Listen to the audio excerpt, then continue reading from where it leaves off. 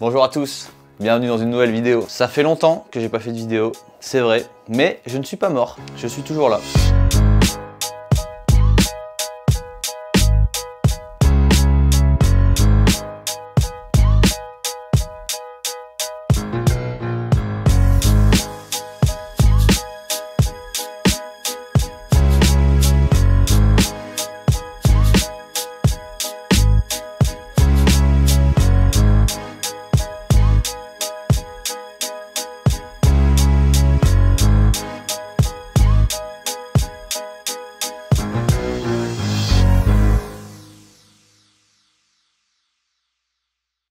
Ça fait longtemps que j'ai pas fait de vidéo parce que pour ceux qui me suivent sur Insta, vous en êtes sûrement rendu compte, j'ai dû me mettre à travailler. Comme tout le monde, à un moment, faut bosser. Et j'ai créé ma boîte de prod. Donc c'est-à-dire que maintenant, mon métier, c'est de proposer des vidéos et des photos à des clients. Je vous mets un petit extrait des vidéos que j'ai pu produire sur l'année dernière. C'est plutôt classe. Alors c'est un extrait avec pas la bonne musique parce que du coup, c'est une musique non copyrightée, celle que vous entendez maintenant.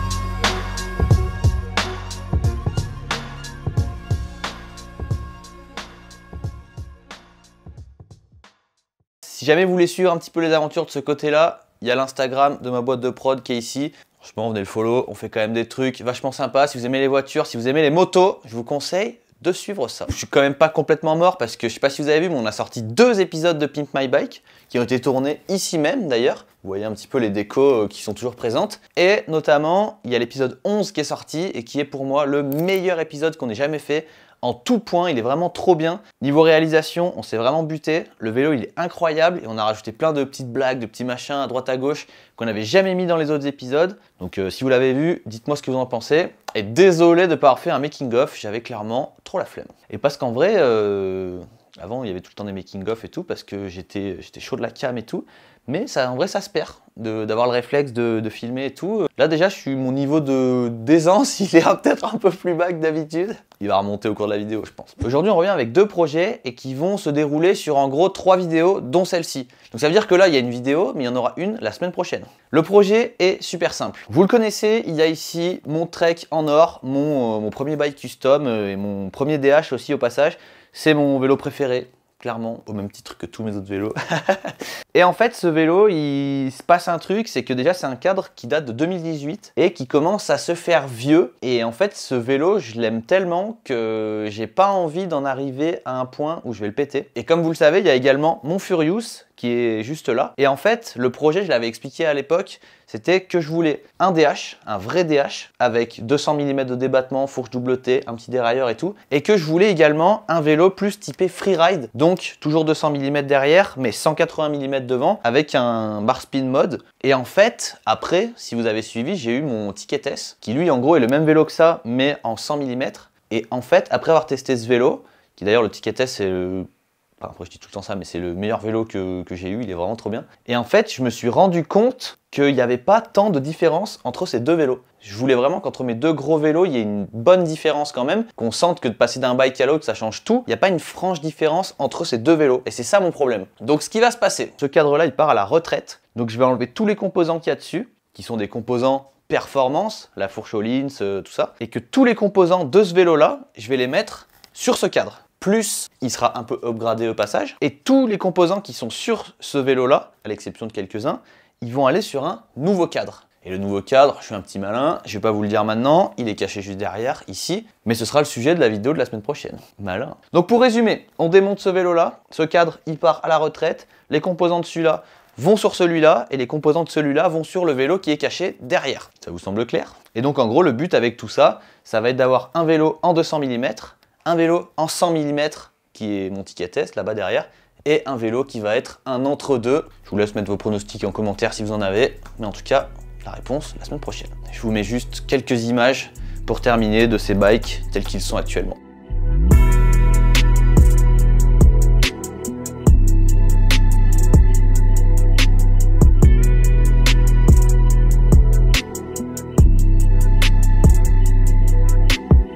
Alors là du coup, on va démonter ce bike et on instaure un peu un nouveau format qui va être un format de démontage et de papotage. Ça sonne bien ou pas, démontage et papotage? J'ai demandé à Pierre de me faire un générique en 3D. Démontage et papotage. Il le fera jamais. Et alors je me pose une question aussi, c'est est-ce que je fais une peinture sur le cadre du Furious? Parce que les arguments pour, ça fait classe, une peinture. Les arguments contre, c'est une couleur qui est quand même trop belle. Là ce qui fait bizarre, c'est que tout ce que je démonte ne sera jamais remonté dans l'idée. Enfin si, peut-être que plus tard quand je serai vieux, je le remonterai ce vélo pour aller dans mon musée perso. Ah, ça fait bizarre, je suis ému. Et du coup, toujours Maël hein, derrière la cam, qui a dû sortir du chômage pour venir retravailler pour moi. On est là. Hein. Alors du coup, là, globalement, de toutes ces pièces-là, il va y en avoir, je dirais, aucune qui va sur le nouveau bike. Toutes les pièces qui sont là iront sur le Furious, à part peut-être le dérailleur, parce que je sais pas encore si je le mets en single speed ou si je le mets avec un dérailleur. Parce qu'en vrai, un dérailleur, c'est bien, mais un single speed, c'est tellement plus joli. Donnez-moi votre avis en commentaire sur tout ce que je raconte. Et par contre, l'amortisseur va rester sur ce cadre. Et sur le Furious, on changera son amortisseur. Il ne va plus avoir son petit Fox DHX2. À votre avis, qu'est-ce qu'il y aura à la place? Parce que là, vous avez l'impression que c'est un peu du recyclage, mais vous allez voir que le Furious, il va être upgradé au passage. Il va être fou. Là, des deux bikes qu'on monte, je sais pas lequel est le plus cool. Je suis plus hypé par le nouveau parce qu'il est nouveau. Mais, putain, ma fourche au Lins. Pouah. Et je pense qu'il faut quand même en profiter pour remercier tout le monde, hein, parce que c'est pas parce que j'ai un peu arrêté les vidéos que je tourne le dos à tout ça. Cette fourcholine, c'est émouvant, c'est la première pièce que Alltrix m'a envoyée. Et à l'époque, je me souviens quand je l'avais reçue, j'avais fait une vieille vidéo pourrave. Elle est émouvante la vidéo où par exemple, tu vois, cette fourche, jamais je m'en séparais, jamais je la vendrais. Ou à part, comme dirait JMK, Dieu m'en préserve, si j'ai des problèmes de santé, je la vendrai, tu vois. Je l'aime trop. Je l'aime trop. Mais globalement, je dis ça, mais je vends jamais rien. Moi, mon objectif, c'est d'avoir comme Brandon Semenuk, je sais pas si vous avez déjà vu sa maison, mais tous ses anciens bikes, ils sont sur le mur. Il a un espèce de hangar où il y a tous ses anciens bikes. Et c'est hyper classe. Alors là, techniquement, j'aurais pas été obligé d'enlever le guidon, mais j'avais envie d'avoir la fourche. Elle est dégueu, c'est dramatique. Ok, on va se démonter un peu ces petits plongeurs là. Dites-moi si vous aimez bien le format bike and papote. Non, mécanique and papote. C'est quoi qu'on avait dit? Je crois que c'était démontage et papotage. Ah ouais, démontage et papotage. Dites-nous hein, si vous aimez bien ce format. Et ouais, donc ce bike, après je lui ferai un petit support et il ira dans mon salon. Voilà, parce que ce bike c'est mon premier DH que j'ai acheté de ma poche. Il valait 4000 € à l'époque et jamais je m'en séparais. Enfin, à part si quelqu'un veut m'acheter genre 10 000 € le cadre. Là, je peux peut-être faire un truc, mais de toute façon, je pense qu'il vaut que dalle ce cadre maintenant. C'est un bike de 2018. C'est pas parce que moi je l'ai pas en doré comme un con et que c'est le mien qu'il vaut plus cher. Je dirais même au contraire. Pouah, ma fourche au Lins. T'as vu, j'avais même mis un petit pad de protection pour la durite. Enfin, je suis un barge. Et alors, faut que je vous avoue un truc, c'est que ce vélo, j'en ai jamais fait l'entretien depuis que je l'ai monté. Là, je pense que les roulements dedans, ça va être une catastrophe. Il doit tout péter à l'intérieur, tout rouillé, tout sec. Oh. Mais soyons honnêtes, viens voir ce qu'il y a là-dedans. Wow. Ouais. Oh, il y a des cailloux qui... Oh, il y a encore de la graisse. Oh, cette graisse park tout le verte là. Putain, la chaîne en or. C'est émouvant. J'aurais presque envie de dire que ça me fait quelque chose, mais j'en ai rien à foutre. Je suis pas très matérialiste. Par exemple, tu vois, cette fourche, jamais je m'en séparais. Je suis pas très matérialiste. Juste avant, j'expliquais que genre, je vendrais jamais mes affaires. Et maintenant, j'explique que je suis pas très matérialiste. Putain, faut arrêter de se contredire comme ça. Après, il y a plusieurs pièces qui ont plus d'importance. Non, mais là, tu vois, genre même pas je te vends ma selle. Je suis pas très matérialiste. Même ma tige de selenite, bon ça à la limite je peux arriver à faire quelque chose. Si vraiment le mec il est là, qu'il veut ma tige de selenite, je peux peut-être faire quelque chose. Tu vas me dire ça commence à prendre forme, mais on démonte tout, donc c'est pas vraiment une forme. Et tu penses qu'il faut qu'on parle de After Ride ou pas? Parce que techniquement j'ai jamais dit que j'arrêtais After Ride. Les derniers mots qui sont sortis de After Ride, c'était à la Unicorn House et ça disait à la semaine prochaine. C'est les derniers. Putain, annonce. Non bah ouais, parce que After Ride en vrai donc on avait changé de format et j'ai voulu prendre une pause un petit peu parce qu'en vrai l'émission en comptant les débuts sur Riding Zone elle avait genre 2 ans et demi, un truc comme ça. Et en fait même l'été où il n'y avait pas After Ride Show à proprement parler mais il y avait After Ride Chill. Et en fait en 2 ans et demi on a fait toutes les semaines, à peu de choses près. Il y avait une fois ou deux où il y avait je sais pas qui était malade ou des trucs comme ça tu vois. Mais globalement des émissions, ce qui est con quand même, c'est qu'on s'est arrêté à la 49e. C'est-à-dire qu'il aurait pu y avoir une 50e. Mais des émissions, il y en a eu 49, des vraies émissions. Et je me suis dit, je vais faire une pause.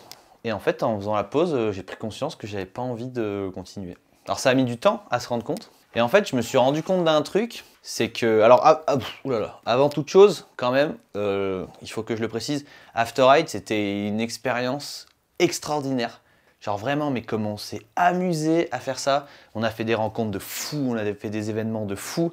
Genre ça enlève rien que sur le moment, quand on faisait les trucs, c'était trop bien. Toute ma vie, je me rappellerai de ça. Tu vois, il y a même des trucs qui sont là et que je vais pas enlever parce que ça fait partie du truc, tu vois. Genre ce trophée du FIS qu'on a eu parce qu'on est allé faire un partenariat avec le FIS, tu vois. Et c'est des trucs, ça toute ma vie, je serais fier d'avoir fait ça, tu vois. Les événements qu'on a fait, je pense notamment aux Fest Series et tout, mais c'est un truc de barge d'avoir fait ça. Et sauf que, en fait, déjà, on est arrivé à un point où globalement, on a quand même fait le tour. Parce que niveau invité, on a eu quand même beaucoup de gens. Alors, il y avait plein de plus petites personnes qu'on aurait pu inviter. Et même des grosses têtes qu'on n'a pas eues. Mais il faut savoir, les grosses têtes qu'on n'a pas eues, c'est parce qu'ils voulaient pas venir. Hein.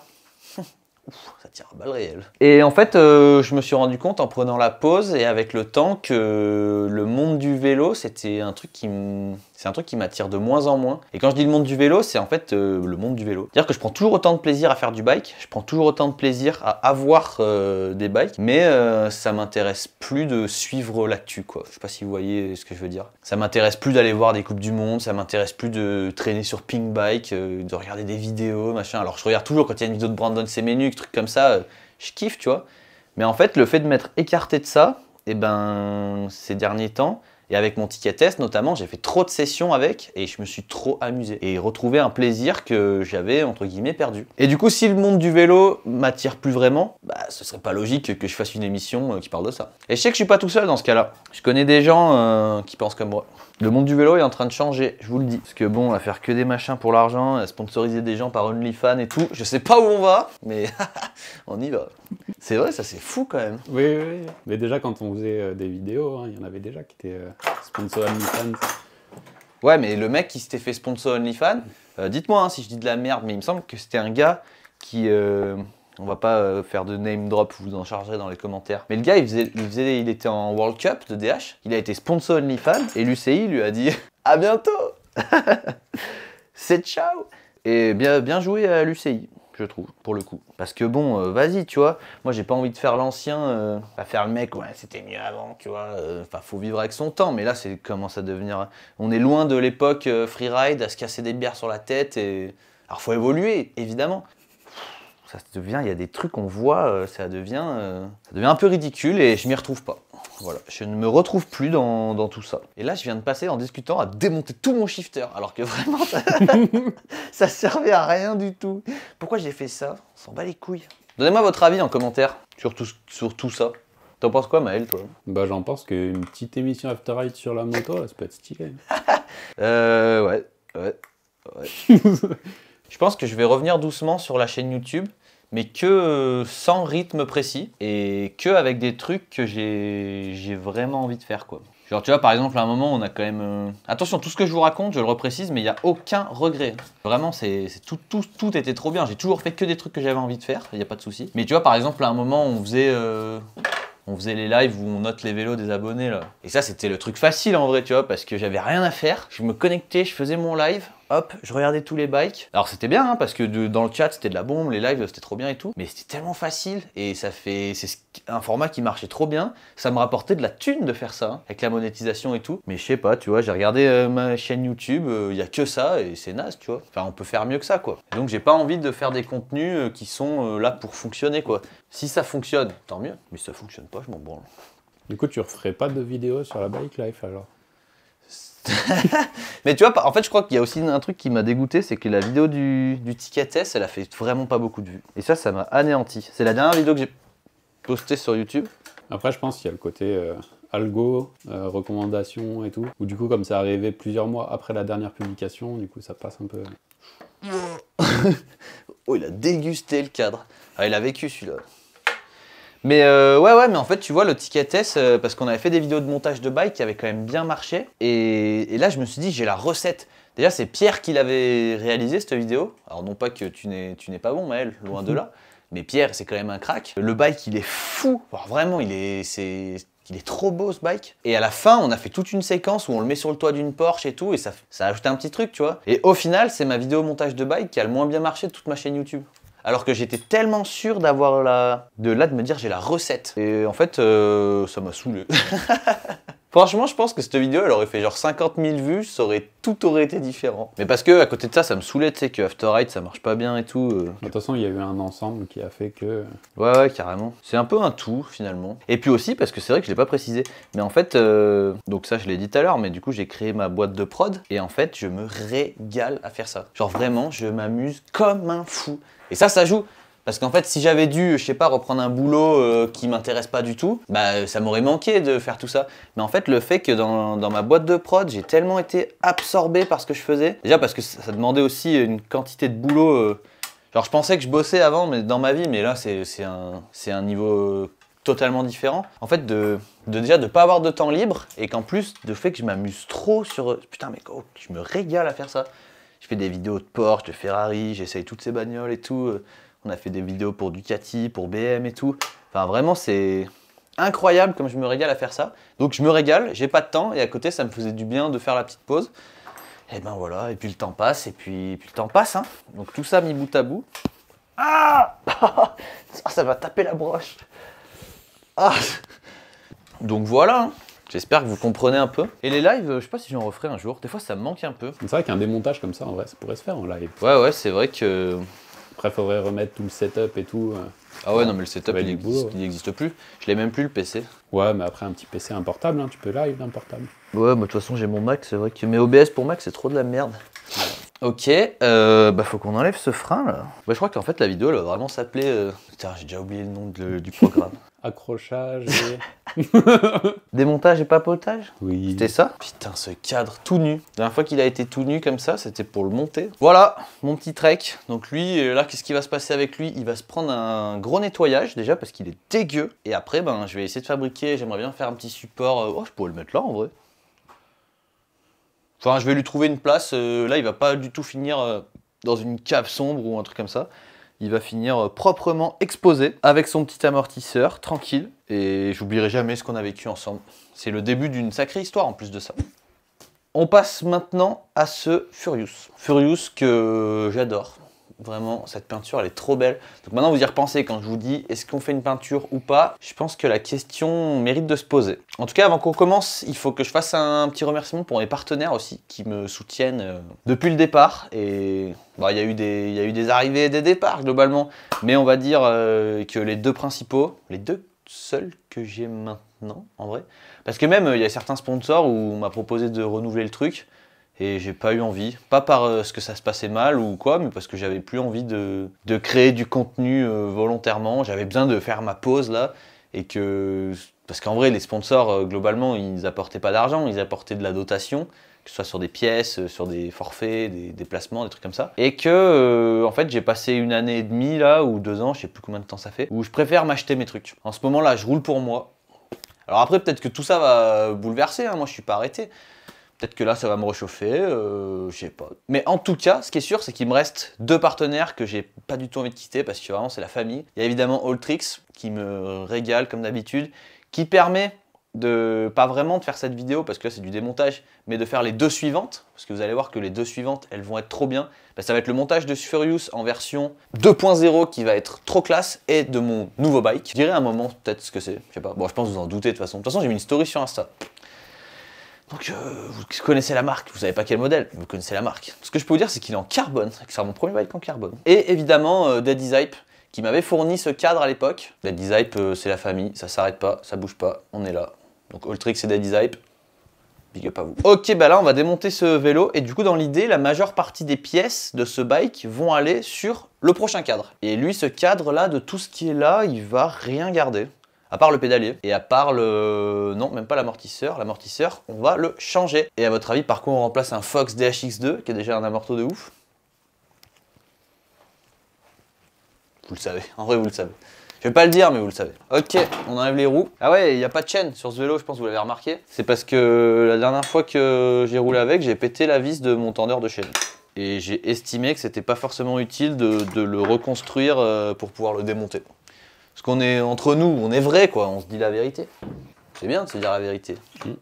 coup, ça arrive même au meilleur. Bah ouais, bah je dirais même que je me considère pas comme meilleur, mais péter des pièces, ça arrive surtout au meilleur. Parce que oui, les pièces, ça casse. Quand on est toujours à la recherche de légèreté et de performance, ben les pièces deviennent de plus en plus fragiles. Et c'est logique. Quand on a des pièces, des cadres en carbone tout fins, machin, qui pèsent 1 kg, bah oui, ils sont plus fragiles que des tanks d'il y a 20 ans. Et c'est pour ça que je trouve que tout ce qui tourne autour des années entre 2017 et 2020, pour moi, c'est les meilleurs crus parce que c'est des pièces qui sont super efficaces, mais qui à côté de ça sont quand même un minimum robustes. Après voilà, faut savoir ce qu'on veut, hein. Si on achète une Ferrari, bah faudra l'emmener au garage souvent. Si vous cherchez à pas du tout aller au garage, faut acheter une Twingo, mais c'est quand même moins bien.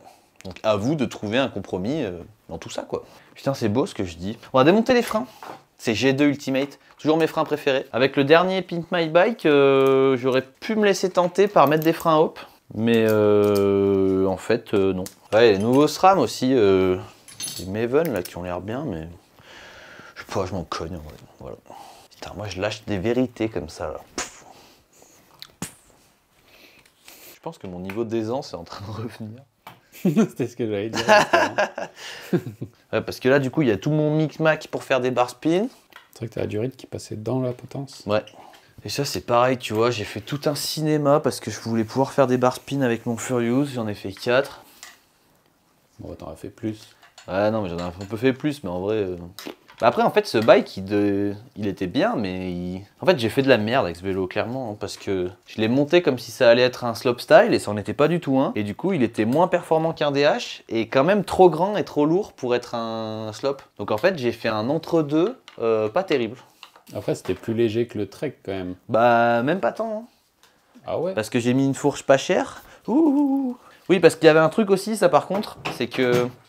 En fait, comme je vous l'ai dit avant, j'aime tellement ma fourche Öhlins qu'avec mon bike qui possède la fourche Öhlins, j'ai pas envie de l'abîmer donc je fais rien. Donc je voulais un vélo avec une fourche moins chère pour pas avoir peur de tomber. Mais en fait, ça me crée une telle angoisse d'avoir la fourche Öhlins que je faisais rien où je prenais un risque. Et du coup, je voulais un vélo où je pouvais prendre des risques avec. Et du coup, cette fourche, ouais, elles font... Enfin, j'ai l'impression qu'elles font le même poids, quoi. Alors qu'elle est plus petite et qu'elle est moins bien. C'est quand même dommage. Et du coup, sur ce bike, je pense qu'on peut directement se spoiler un peu. Mais hop, il va y avoir cette fourche. Il va être terrible en vrai. Il va être terrible. Magnifique. Il va rester ce pédalier, mais on va quand même l'enlever. Comme ça, on y verra plus clair. Et puis comme ça, j'en profite, je lui fais une bonne révision. Et puis peut-être que je ferai une peinture. Je sais pas. Dites-moi ce que vous en pensez, si vous avez tous à dire peinture, ben je ferai une peinture. Après, si je fais une peinture, j'ai fait quelle couleur? J'aimerais avec des flammes, comme sur mon Trek. Et ben on va enlever ce frein et on aura fini. Hein. Ah ouais, là ça y est, en fait, elle va s'arrêter là, cette vidéo. Putain, le temps passe vite. Et la selle encore. Ouais, la selle, à tout moment, elle est grippée. C'est vrai que ça, c'est agréable. Il y a moins de surprises qu'en moto, quand même. En moto, à tout moment... Ouais, mais parce que le vélo, il est très récent. Là, tu fais tu vois, là, tu parles de ta moto, là, par exemple. Tu prends un DH de 99 qui a jamais été démonté. T'as quelques surprises quand tu le démontes. Hein. Alors, il y a moins de pièces, donc moins d'emmerdes. Mais là, c'est parce que globalement, ce vélo, il a quand même pas... Enfin, je sais pas. Si, j'ai roulé un peu avec quand même. Mais... En tout cas, je suis chaud bouille pour cette saison. J'ai hâte d'aller rouler. Mais c'est pareil, tu vois, genre... je vais aller rouler à Châtel cette année. Porte du Soleil et tout. Mais c'est pas là où j'ai le plus envie d'aller. J'ai envie de rouler des endroits où je suis jamais allé. J'aimerais bien aller rouler... Alors je dis ça, mais pour l'instant j'ai pas de thune pour faire ça, mais... Canada, Nouvelle-Zélande... Ouais, c'est pas le premier truc qui me venait à l'esprit, mais... Non, mais aller dans des endroits, vraiment changer de type de bike park, tu vois. Parce que les Ports du Soleil, c'est de la bombe, hein. Châtel, j'irai, vous m'y verrez et tout. En plus, je crois qu'il y a une nouvelle piste faite par Vincent Tupin cette année à Châtel. Donc ça va être de la bombe. Mais j'ai plus envie de rouler des endroits où je suis jamais allé, tu vois. Et j'ai envie de retourner à Malmedy, en Belgique. C'était trop bien là-bas. Et j'aimerais bien aller me faire une petite semaine là-bas. Ça me plairait bien. Et toi, Maël, t'as envie de rouler cette année en DH? Pas spécialement. C'est vrai? Non, mais... Mais non, mais on est honnête dans cette vidéo, on est honnête. Clairement. En plus, l'année dernière, du coup, j'ai personnellement pas eu trop l'occasion, parce que projet et tout. Faudrait mettre un coup de neuf sur ton Furious. Faire un petit entretien. Tu veux une fourche en 180? Ouais, la double T, elle est pas mal quand même. Ouais. Toi, que tu fasses une petite peinture, ce serait bien.